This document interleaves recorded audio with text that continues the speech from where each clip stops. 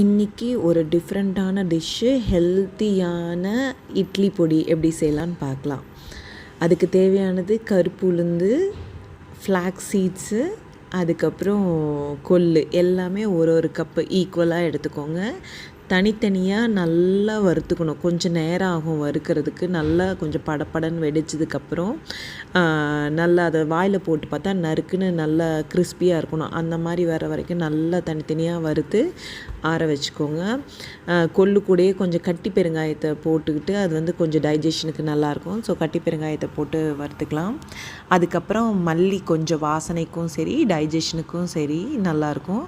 மல்லி கூட கொஞ்சோண்டு கருவேப்பிலை எல்லாம் போட்டு அதையும் தனியாக வறுத்து எடுத்து வச்சுக்கோங்க.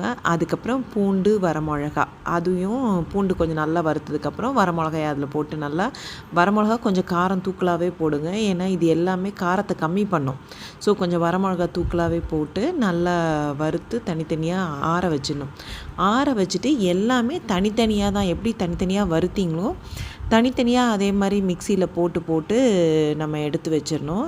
மிக்சியில் போட்டு எடுத்து வச்சதுக்கப்புறம் ஃபைனலாக ஒரு தடவை மிக்ஸ் பண்ணிட்டு உப்பு போட்டு நல்லா மிக்ஸ் பண்ணிவிட்டு அகெயின் மிக்சியில் கொஞ்சம் திருப்பி சுற்ற வச்சுட்டு நல்லா சுற்ற வச்சு மீன்ஸ் நல்லா மிக்ஸ் பண்ணிவிட்டு மிக்சிலேயே போட்டு திருப்பி ஒருக்க மிக்ஸ் பண்ணிவிட்டு எடுத்திங்கன்னா பக்காவான ஒரு ஹெல்த்தியான இட்லி பொடி ரெடி.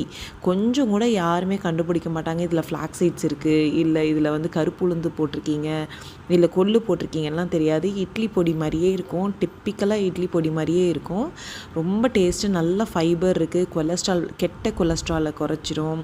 நல்ல டைஜஷன் பவர் இருக்கும் உங்களுக்கு. நல்ல ஒமேகா 3 ஃபேட்டி ஆசிட்ஸ்லாம் இருக்கிறனால ரொம்ப ரொம்ப ரொம்ப வயிற்றுக்கு ரொம்ப நல்லது. நம்ம கொலஸ்ட்ராலை குறைக்கும். ஸோ நல்ல டேஸ்டியான ஒரு ஹெல்த்தியான இட்லி பொடி ரெடி. அதுக்கு இட்லிக்கு நல்லெண்ணெய் தொட்டு சாப்பிடுங்க. ரொம்ப ரொம்ப ரொம்ப டேஸ்ட்டாக இருக்கும். ட்ரை பண்ணி பார்த்துட்டு சொல்லுங்கள். இன்றைக்கி